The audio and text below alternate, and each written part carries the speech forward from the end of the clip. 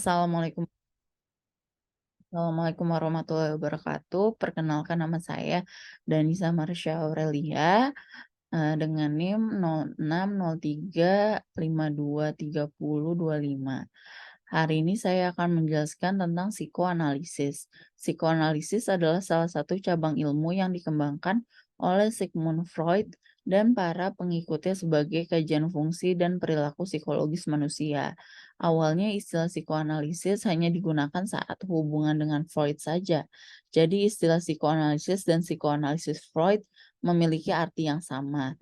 Jika ada murid-murid atau pengikut Freud yang menyimpang atau berseberang dari ajaran dan mengembangkan teorinya sendiri, maka mereka juga akan memberikan istilah psikoanalisis dan menggunakan suatu nama baru untuk memberikan pendapat mereka.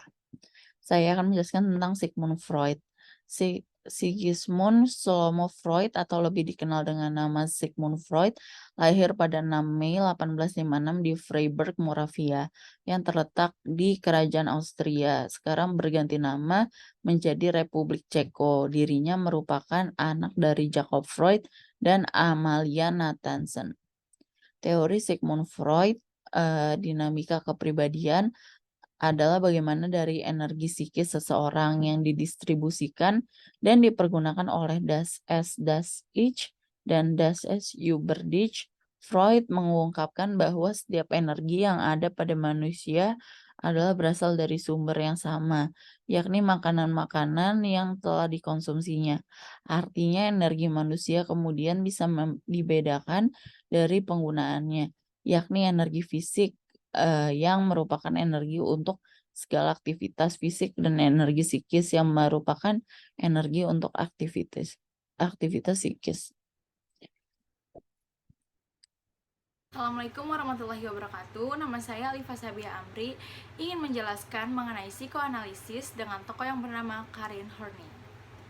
Karin Horney lahir pada tanggal 16 September 1885 di tengah keluarga Clouthill dan Bernard Beckles Danielson. Pada tahun pertama, Horney merasa ditolak oleh ayahnya. Hingga usianya mencapai 8 tahun, Horney adalah seorang anak teladan, melekat, dan selalu mengalah. Pada usia 9 tahun, Horney menjadi seorang anak yang ambisius dan suka melawan. Pada usia 12 tahun, setelah menjalani bermacam-macam perawatan untuk suatu penyakit dari seorang dokter, dia memutuskan untuk berkarir di bidang medis, sampai akhirnya meninggal di tahun 1952. Teori psikoanalisis sosial Karen Horney. Psikoanalisis adalah cabang ilmu yang dikembangkan oleh Sigmund Freud dan para pengikutnya sebagai studi fungsi dan perilaku psikologis manusia. Akhirnya, dia mengembangkan pendekatan kepribadian yang holistik. Manusia berada dalam suatu totalitas pengalaman dan fungsinya, dan bagian-bagian kepribadian seperti fisikokimia, emosi, kognisi, sosial, kultural, spiritual hanya dapat dipelajari dalam hubungannya satu dengan yang lain. Sebagai suatu kepribadian yang utuh, semua tingkah laku mungkin ditentukan oleh motivasi tak sadar. Motivasi yang mendorong manusia adalah kekuatan yang bersifat emosional dan non-rasional. Freud berpendapat penis envy adalah gambaran wanita yang inferior dan cemburu karena peran kelaminnya lebih rendah dari laki-laki. Sedang Horney dan Adler berpendapat bahwa penis envy adalah simbolik wanita yang menginginkan persamaan status dan kekuasaan seperti pria. Meskipun menggambarkan orang yang berfungsi baik sebagai terapis, ia lebih terkait dengan individu yang disebut neurotik. Ia percaya bahwa rumah yang hangat dan penuh kasih bisa memungkinkan seseorang untuk menghindari kecemasan neurotik dan konflik seperti Erich Fromm.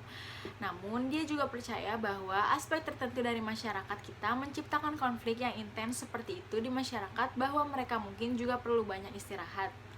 Untuk mendapatkan tantangan menjadi orang yang sehat, Horney percaya neurosis menjadi proses yang terus-menerus terjadi secara sporadis dan hidup seseorang. Karya-karyanya, yang pertama itu Analisis pada tahun 1942, yang kedua, Neurotic Personality of Our Time di tahun 1937, yang ketiga, Neurosis and Human Growth di tahun 1950, dan yang keempat, Our Inner Conflict di tahun 1945, dan yang terakhir, New Ways in Psychoanalysis pada tahun 1939. Halo teman-teman, di sini Adina Silvara dengan NIM 0603523004 akan membawakan secara singkat biografi tentang Carl Gustav Jung. So, Carl Gustav Jung atau Carl Jung adalah seorang psikolog yang berasal dari Swiss. Ia yang merintis dan mengembangkan konsep psikologi analitik atau psikoanalisis. Pendekatan Jung terhadap psikologi yang khas dan membawa pengaruh yang luas di bidang tersebut terjadi karena konstruksi konsep pemahamannya tentang psyche atau kepribadian melalui eksplorasi ke dalam konteks mimpi, seni, mitologi, agama, serta filsafat. Bagi Jung, kepribadian merupakan kombinasi yang mencakup perasaan dan tingkah laku manusia, baik di dalam keadaan sadar maupun tidak sadar, sehingga kepribadian seseorang dibentuk oleh banyak aspek. Meskipun ia terkenal sebagai seorang psikolog teoritis dan praktis dalam sebagian besar masa hidupnya, ia juga turut berkarya dalam bidang filsafat timur dan filsafat barat, alkimia, astrologi, sosiologi, juga sastra dan seni. Jung juga menekankan pentingnya keseimbangan dan harmoni. Eksplorasinya ke dalam bidang-bidang tersebut semakin menguatkan pemahamannya bahwa manusia modern yang terlalu banyak menggunakan sains dan logika perlu terintegrasi dan apresiatif terhadap dunia bawah sadar, karena mereka tidak butuh pengembangan logika tetapi juga spiritualitas. Achievement or how he is known, kiprah dalam ilmu psikologi. Perubahan fokus Jung yang mendalami dunia psikologi diinspirasi oleh penyelidikan Freud. Temuannya mengkonfirmasi banyak ide Freud dan untuk jangka waktu 5 tahun antara 1907 dan 1912, ia adalah kolaborator erat Freud. Dia memegang posisi penting dalam gerakan psikoanalisis dan secara luas dianggap sebagai penerus yang paling mungkin bagi perkembangan psikoanalisis. Tapi ini bukan hasil dari hubungan mereka, sebagian karena alasan temperamental dan sebagian karena perbedaan sudut pandang, kolaborasi yang utuh. Pada tahap ini, Jung berbeda dengan Freud, sebagian besar atas desakan yang terakhir pada basis kajian seksual neurosis. Ketidaksepakatan serius terjadi pada tahun 1912 yang ditandai dengan terbitnya karya Jung berjudul Wandlungen und Symbole der Libido, Psikologi Ketidaksadaran tahun 1916 yang bertentangan dengan banyak ide Freud. Meskipun Jung telah terpilih sebagai Presiden International Psychoanalytic Society pada tahun 1911, ia mengundurkan diri dari tahun 1914. Konsep terkemuka Jung yang melampaui Freud adalah pembedaan dua kelas orang menurut sikapnya, yaitu extraversion atau ekstraversi dan introversi. Kemudian dia membedakan 4 fungsi pengetahuan, pikiran, perasaan, sensasi, dan intuisi yang dominan dalam diri setiap individu. Jung juga memandang mimpi sebagai sesuatu yang luar biasa dan fantasi yang kuat karena intensitasnya yang tidak biasa. Oleh karena itu, mimpi bersifat simbolik sehingga tidak dapat secara gamblang dan mudah dipahami karena intensi personal yang terkandung di dalam karakteristiknya. Jung juga tidak sependapat dengan Freud mengenai seksualitas. Dia percaya libido bukan hanya energi seksual, tetapi juga energi psikis yang umum sehingga itu juga berfungsi untuk memotivasi individu dalam sejumlah cara penting, termasuk hal spiritualitas, intelektualitas, dan kreativitas.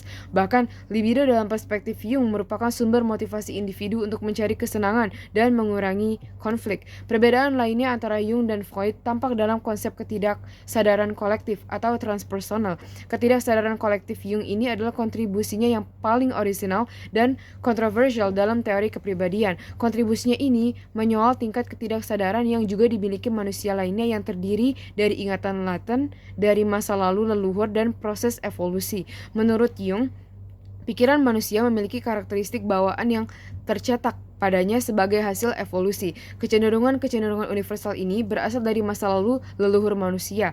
Ketakutan akan kegelapan, ular, dan laba-laba mungkin menjadi contoh dan menarik bahwa gagasan ini baru-baru ini dihidupkan kembali dalam teori prepared condition. Setelah banyak mengkritik karya-karya Freud, ia dengan sengaja membiarkan aspek dirinya berfungsi lagi dan memberikan sisi irasional dari sifat bebasnya. Pada saat yang sama, ia mempelajarinya secara ilmiah dengan membuat catatan rinci tentang pengalaman anehnya. Dia kemudian mengembangkan teori bahwa pengalaman-pengalaman ini datang dari area pikiran yang dia sebut sebagai ketidaksadaran kolektif yang dia pegang dibagi bersama oleh semua orang. Konsepsi yang banyak diperebutkan ini dikombinasikan dengan teori archetype yang dipegang Jung sebagai hal mendasar dalam studi psikologi agama. Dalam istilah Jung, archetype adalah pola naluriah, memiliki karakter universal dan diekspresikan dalam perilaku dan gambar. Assalamualaikum warahmatullahi wabarakatuh. Nama saya Oleh Pratiwi dari kelompok 2. Di sini saya akan menjelaskan mengenai Erich Fromm. Erich Fromm adalah seorang psikoanalisis dan filsuf. Bukan filsuf fisikawan seperti Erich Marx. Erich Fromm lahir pada 23 Maret 1900 di Frankfurt, Jerman. Ia mulai studi di Universitas Frankfurt dan meraih gelar doktor dalam ilmu sosiologi pada tahun 1922. Fromm awalnya terlibat dalam psikoanalisis dan ia memiliki hubungan dekat dengan Sigmund Freud. Namun dia mengembangkan pemikirannya dan berkembang menjadi kritikus psikoanalisis tradisional. Karyanya mencakup pemahaman mendalam tentang psikologi manusia dan hubungannya dengan masyarakat. Fromm kemudian menjadi figur kunci dalam gerakan humanistik, menekankan pentingnya pengembangan pribadi, kreativitas, dan koneksi manusia dengan masyarakat. Pemikirannya mencakup elemen filsafat dengan fokus dan konsep kebebasan, alienasi, dan kebutuhan dasar manusia. Beberapa karyanya antara lain Escape from Freedom, The Art of Loving, dan To Have or Be. Dalam karyanya, Fromm membahas dinamika hubungan sosial dan psikologis. Selain penulis, Fromm menjadi dosen yang aktif sebagai sosialis. Ia berkontribusi pada pemikiran tentang moralitas dan etika, serta memberikan analisis kritis terhadap masyarakat kapitalis. Erich Fromm meninggal pada tahun 1980, pada bulan Maret tanggal 18 di Murauto, Swiss. Warisannya mencakup banyak dampak dalam psikologi, filsafat, dan sosiologi. Assalamualaikum warahmatullahi wabarakatuh. Halo semuanya, nama saya Harana Tamtomo dari kelompok 2. Saya ingin menjelaskan mengenai tokoh dari psikoanalisis yang bernama Alfred Adler. Adler lahir pada tanggal 7 Februari 1870 di Vienna, Austria. Adler tumbuh dalam keluarga yang penuh tekanan dan memiliki kekurangan fisik yang mempengaruhi pandangannya tentang motivasi manusia.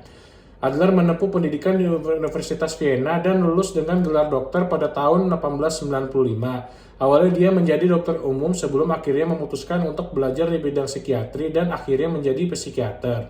Adler meninggal pada tanggal 28 Mei 1937 di Aberdeen, Skotlandia. Berikut ini adalah pemikiran dari Alfred Adler. Yang pertama, konsep inferioritas dan superioritas. Adler percaya bahwa setiap individu memiliki perasaan inferioritas yang berasal dari pengalaman masa kanak-kanak.